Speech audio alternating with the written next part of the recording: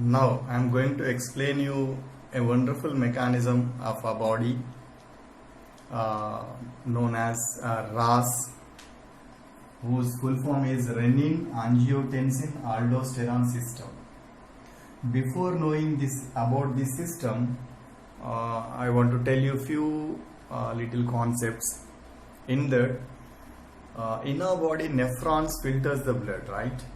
So every minute they filter 125 ml of blood. So this phenomena is known as glomerular filtrate rate. So our glomerular filtrate rate is 125 ml blood per minute. That means our nephrons has to receive 125 ml of blood every minute so that they filter it. So that is called as glomerular filtrate rate. So whenever they did not get that quantity 125 ml of blood because of low blood pressure, when low blood pressure is created, what happens? Less amount of blood reaches to the nephron. So then it leads to lowering the GFR.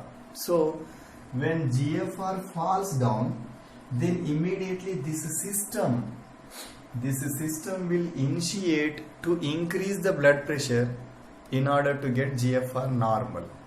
I repeat you, when GFR is falling down is what? When nephron doesn't get 125 ml of blood per minute. For example, it is getting only 100 ml. Why? Because of low blood pressure. When low blood pressure is created, so that less amount of blood is coming to the nephron, immediately this system will work in order to increase the blood pressure. When blood pressure is increased, then the blood pressure will be increased as that 125 ml of blood should reach to the nephron. So let us discuss how this system will increase this blood pressure and how this GFR will become normal. So let us discuss in this chapter. Right. Now, first of all, before knowing this system, we have to know a part known as JGA. Juxtaglomerular apparatus. Juxtaglomerular apparatus. What it is? Let us discuss. So nephron. So I am drawing a nephron schematic diagram. So a nephron contains a Bowman's capsule and PCT, Henle's loop, and DCT. And think this is a collecting duct, CD.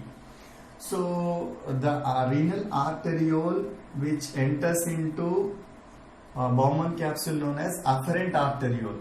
This is afferent renal arteriole, and this is efferent arteriole. Efferent arteriole, afferent arteriole. Clear? Afferent arteriole. There is a close association of afferent arteriole with DCT. Means they are almost, for example, I have drawn like this, but the thing is it will be like this. So afferent arteriole and DCT between there is a close association. Where there is a close association, the cells of DCT, the epithelial cells of DCT form as a crowded group of cells, as a modified group of cells. That modified group of cells known as macula densa. Macula densa. So macula densa is what? The modified epithelial cells of DCT. Clear? Then the cells of afferent arteriole modified into a specialized cells where the close association happens. That is called, the cells are known as JG cells, juxtaglomerular cells.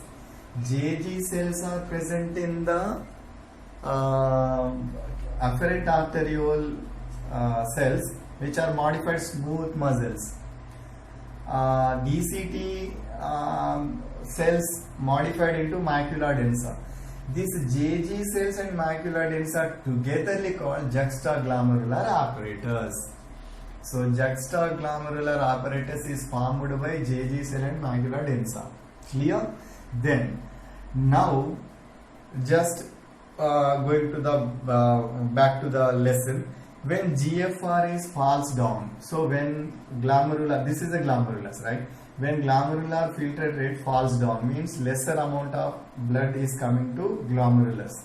So immediately JGA initiates. So it release an enzyme known as renin. So gastric enzyme, remember that is also renin. This is renin, RENIN. So the enzyme released from JGA released into the blood. So this renin work on a protein called angiotensinogen. Tensinogen. It convert angiotensinogen into angiotensin 1. Hence renin is called as angiotensinogenase. So renin is released from JGA. When it releases renin? When GFR falls down.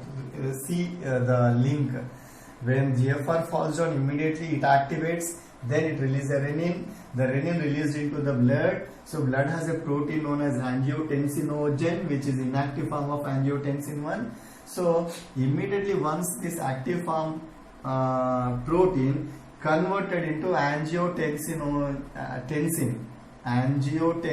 2.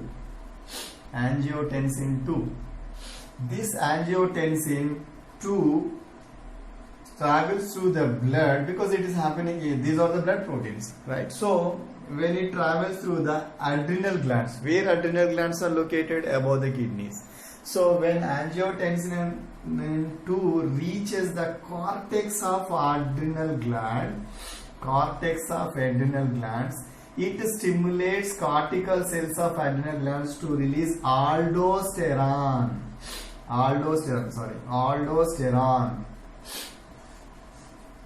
Aldosterone role is what?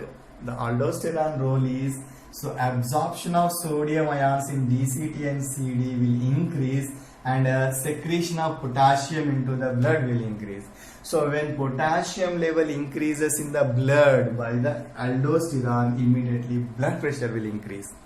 When potassium level increases in the blood, so BP will increase. So when BP increases, so that GFR will come to the normal. See how this cascade reaction is happening. So renin is activating angiotensin is activating aldosterone. Hence it is called as renin angiotensin aldosterone system. I conclude it. See, when GFR falls down, immediately JGA activates, release renin. So releases renin. Renin converts angiotensinogen into angiotensin 1. Angiotensin 1 converted into angiotensin 2.